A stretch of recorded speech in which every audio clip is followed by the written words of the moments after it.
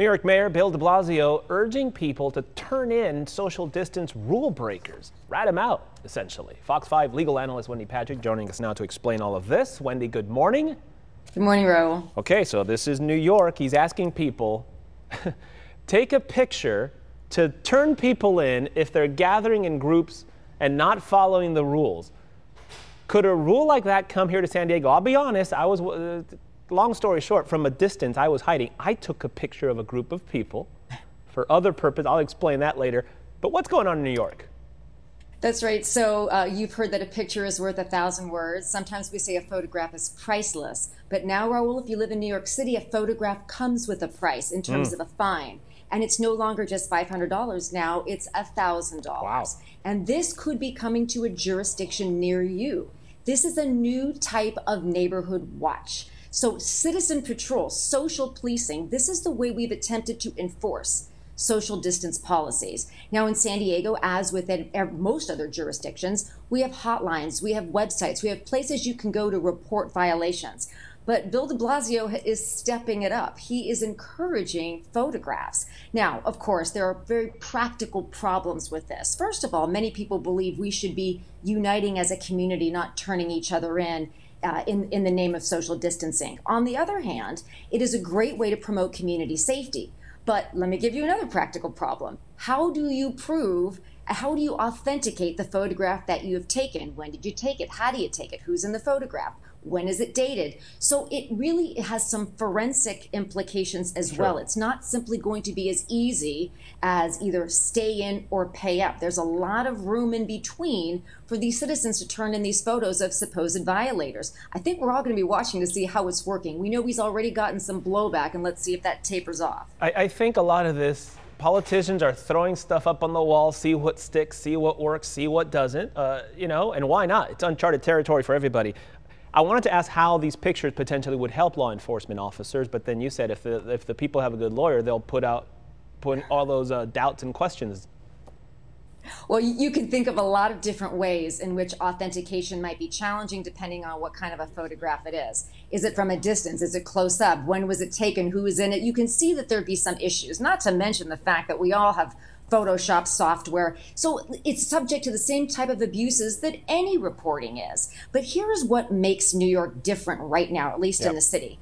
Before, jurisdictions were asking for information. New York is asking for evidence. Show me the evidence. Don't just tell me somebody is meeting in a group. Show me. And what we hope will happen, at least I think this is probably the rationale behind orders like this, is we want to appeal to our ability to social police without bringing in law enforcement officers who are going to be issuing citations, hitting us in the pocketbook when we are already sometimes feeling the financial pressure of being at home for now over a month. So is the goal of the evidence in the pictures eventually to have the punishment be enforceable?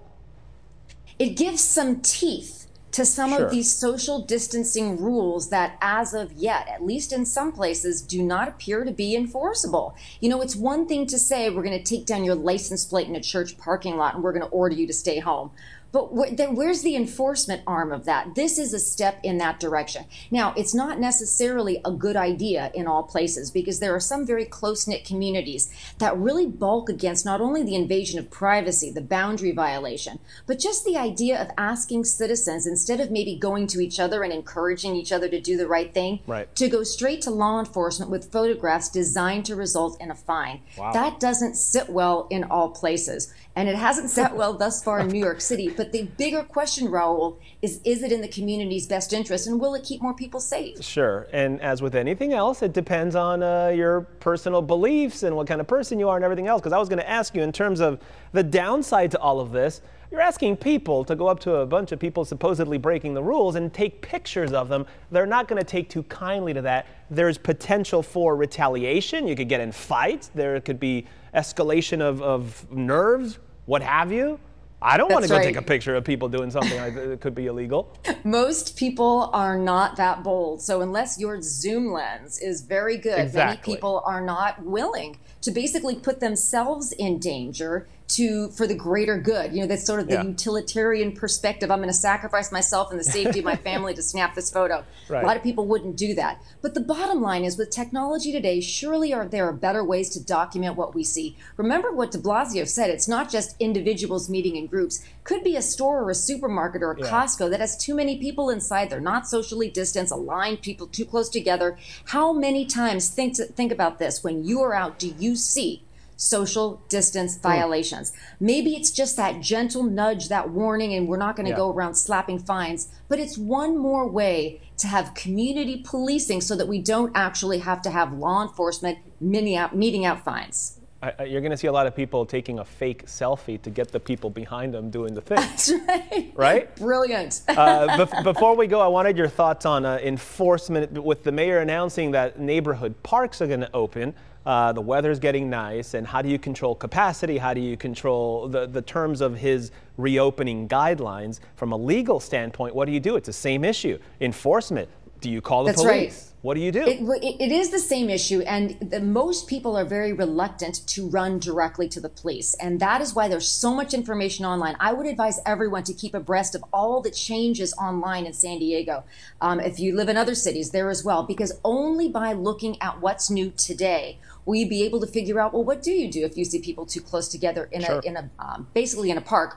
Or, and here's something else that people have been fined for, what if you view businesses that are open that you think cannot possibly be deemed essential? Not going to run through the list, but we all know what they are, and their doors are open, the open sign is on.